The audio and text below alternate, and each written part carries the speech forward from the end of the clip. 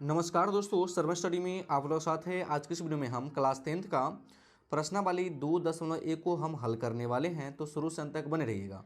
तो भैया प्रश्नावली 2.1 को हल करने से पहले हम थोड़ा सा बहुपद के बारे में हम समझ लेते हैं।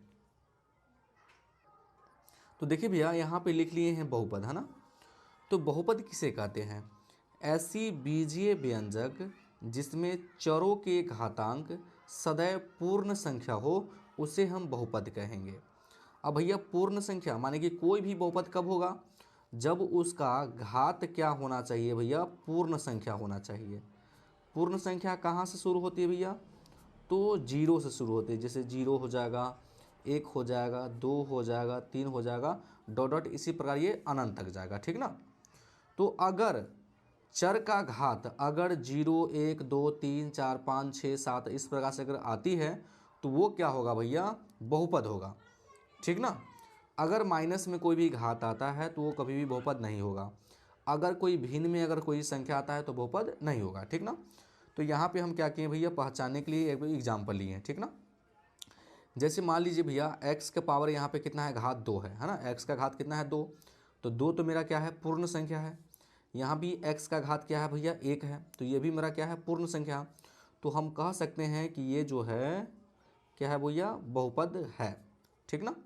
यहाँ पे देखिए एक्स स्क्वायर माइनस है, यहाँ पे एक्स का घात 2 है, यहाँ पे एक्स का घात 1 है। यहाँ पे कभी भी संख्या का घात क्या होता है बाबू? 0 होता है। तो यहाँ पे देख रहे हैं कि 2 भी मेरा पूर्ण संख्या है, 1 भी मेरा पूर्ण संख्या है, 0 भी पूर्ण संख्या है ना। तो हम यहाँ पे कह सकते हैं कि ये मेरा बहुपद है, ठीक। यहाँ देखिए किसी भी संख्या का घात क्या होता है? 0 होता है। और x का घात क्या है? चर का घात क्या है? 1 है ना। तो ये 0 भी पूर्ण संख्या है और 1 भी पूर्ण संख्या है। तो ये भी मेरा क्या है बाबू? बहुपद है, ठीक ना। अब चलिए नीचे देखिए, 1 के बट्टे में है x माइनस 1। तो कभी भी भैया बट्टे में चर नहीं आना चाहिए, है ना। तो आप कहिएगा सर चर किसे कहते हैं? देखिए चर हम x, y, z, a b c d वाला जो आता है ना, ये सभी को हम क्या बोलते हैं? चर बोलते हैं। तो अचर किसको बोलेंगे बाबू? संख्या 1 से लेके अनंत तक, है ना। क्या बाबू? 1 से लेके अनंत तक जो संख्या आती है उसे बोलते हैं अचर, ठीक ना। तो कभी भी 1 के बट्टा में चर नहीं आना चाहिए। तो चर आने के बाद क्या होता है बाबू? अगर x नीचा में है तो अगर हम बराबर ऊपर ले आते हैं ना तो क्या आता है? माइनस में आ जाता है उसका घात, है ना। तो ये कभी भी बहुपद नहीं होगा। जैसे कि मान लीजिए अगर 1/x है ना, तो अगर x नीचा है तो अगर हम वो पलटेते हैं तो इसका पावर क्या आता है? x के पावर -1 आ जाता है, ठीक ना। इसलिए क्या होता है बाबू? कभी भी बहुपद नहीं होता, ये आपको याद रखना है।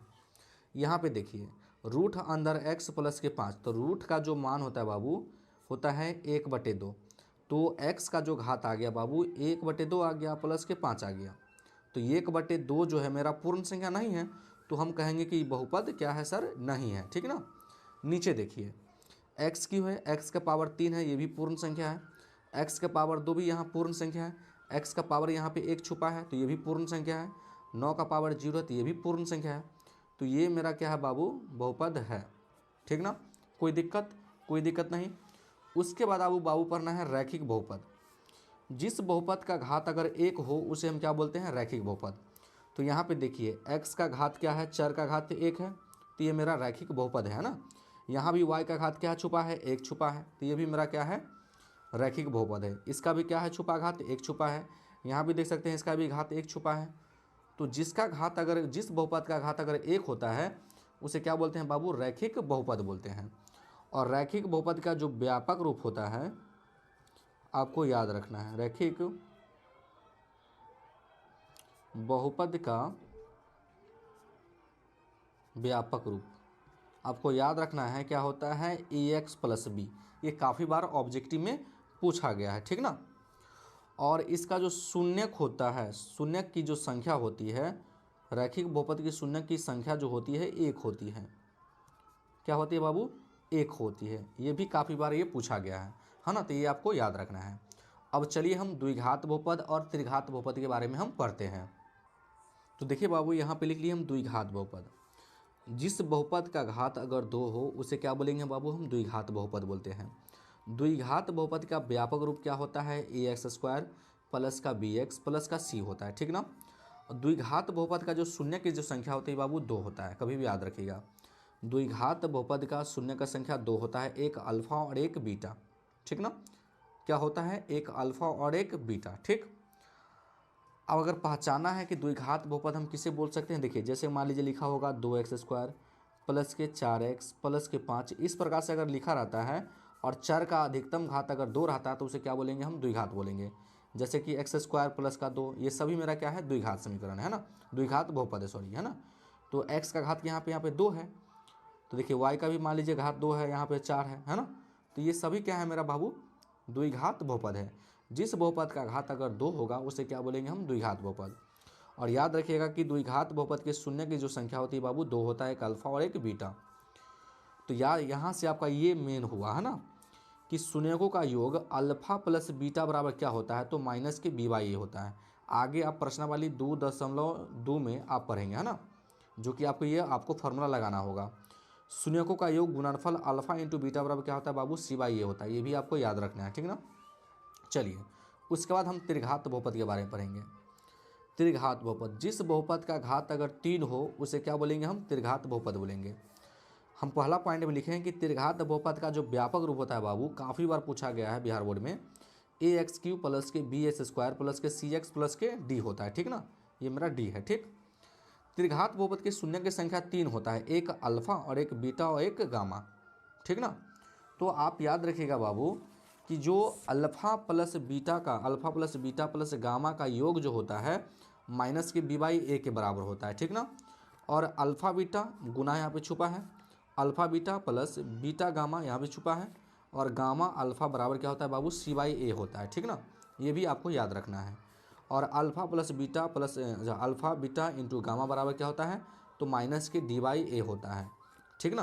माने कि शून्यकों का गुणनफल बराबर क्या हो गया, माइनस के d/a हो गया। ये आप प्रश्नावली 2.2 में आप उपयोग करेंगे, ठीक ना। तो चलिए अब हम प्रश्नावली को सॉल्व करते हैं। तो देखिए बाबू, प्रश्नावली 2.1 का प्रश्न कर रहा है, किसी बहुपद px के लिए y बराबर px का ग्राफ नीचे आकृति 2.10 में दिया है। प्रत्येक स्थिति में px के शून्य की संख्या ज्ञात कीजिए, ठीक ना। तो देखिए ये मेरा ग्राफ दिया गया, पहले हम थोड़ा सा बेसिक समझ लेते हैं। देखिए बाबू, ये मेरा ग्राफ है जिसका नाम x है और इसका नाम x डैश है, इसका नाम क्या है, y है और इसका नाम y डैश है। मूल्य बिंदु का निर्देशांक क्या होता है बाबू, 0 0 होता है, ठीक ना। तो ये जो रेखा देख रहे हैं ये मेरा x अक्ष वाला रेखा है, ठीक ना। और ये जो रेखा देख रहे हैं बाबू क्या है, ये y वाला अक्ष वाला रेखा है, ठीक ना। तो मान लीजिए कोई रेखा इस प्रकार से मेरा गया है ना, तो इसमें px के शून्य की संख्या क्या होगा बाबू, तो px की संख्या जब देखिए कैसे निकलता है, तो x अक्ष वाला को देखना है कि ये जो रेखा है कितना बार काटा है, ठीक ना। तो देखो बाबू, एक बार यहाँ पे काटा, एक बार यहाँ पे काटा, एक बार यहाँ पे काटा, तो कितना बार काटा, 3 बार काटा। तो शून्य की संख्या क्या हो जाएगा बाबू, तो 3 हो जाएगा, ठीक ना। फिर दूसरे ग्राफ में थोड़ा सा समझ लीजिए। जैसे कि बाबू ये मान लीजिए मेरा ग्राफ है, इसका नाम x है, इसका नाम x डैश होता है, इसका नाम y है और इसका नाम y डैश है। मूल्य बिंदु का निर्देशांक क्या होता है, 0 0 होता है। मान लीजिए कोई रेखा इस प्रकार है ना, तो हमको px का शून्य निकालना है, ठीक। तो आपको ये देखना है कि ये जो रेखा है x अक्ष वाला को कितना बार काटा है। ये रेखा को जो देख रहे हैं आप, इस रेखा को ये कितना बार काटा है, तो 1 बार काटा, 2 बार काटा, तो क्या आंसर हो जाएगा, 2 हो जाएगा। कोई दिक्कत नहीं। तो चलिए हम प्रश्नावली को सॉल्व करते हैं। अब चलिए देखिए बाबू, यहाँ पे क्या है कि ये मेरा x अक्ष वाला रेखा है, ठीक ना। इस पे कोई रेखा, जो रेखा है ऊपर वाला काटा है, तो ऊपर से आपको मतलब नहीं है, इस रेखा पे x अक्ष वाला को कितना बार काटा है, 1 बार नहीं काटा। तो इसका जो आंसर हो जाएगा बाबू 0 हो जाएगा, ठीक ना। कहने का मतलब 0 हो जाएगा। कोई दिक्कत नहीं। चलिए अब इसमें देखिए, इस ग्राफ में तो आपको इस रेखा पे देखना है कि कितना बार ये जो रेखा देख रहे हैं इस प्रकार से आया है, ये रेखा इस रेखा को कितना बार काटा है, x अक्ष वाला कितना बार काटा है। तो देख रहे हैं सिर्फ इस प्रकार से आया है, 1 ही बार काटा है यहाँ पे। तो इसका जो आंसर हो जाएगा बाबू क्या हो जाएगा, 1 हो जाएगा, ठीक ना। इस ग्राफ में देखिए, इस ग्राफ में देखे हैं तो 1 बार यहाँ पे काटा है, 1 बार यहाँ पे काटा है, 1 बार यहाँ पे काटा है, 3 बार काटा है। तो इसका जो आंसर हो जाएगा बाबू 3 हो जाएगा। कोई दिक्कत नहीं। चलिए इस ग्राफ में देखिए, x अक्ष वाला को कितना बार काटा है रेखा, तो 1 बार यहाँ पे टच किया है, 1 बार यहाँ पे टच किया, तो 2 बार किया ना, तो 2 आंसर हो गया। चलिए इसमें देखिए कितना बार काटा है, 1 बार, 2 बार, 3 बार, 4 बार, है ना, 4 बार काटा है। तो यहाँ पे आंसर जो हो जाएगा बाबू 4 हो जाएगा, ठीक ना। इसमें देखिए 1 बार काटा, 2 बार काटा, 3 बार काटा, है ना, इसका जो आंसर हो जाएगा बाबू 3 हो जाएगा। तो आई होप कि ये प्रश्नावली आपको बहुत ही अच्छी तरीके से समझ में आ गया होगा ना। तो अगर मेरे चैनल पे नए हैं तो वीडियो को लाइक कर दीजिएगा और चैनल को जरूर सब्सक्राइब कर दीजिएगा। वीडियो देखने के लिए बहुत बहुत धन्यवाद।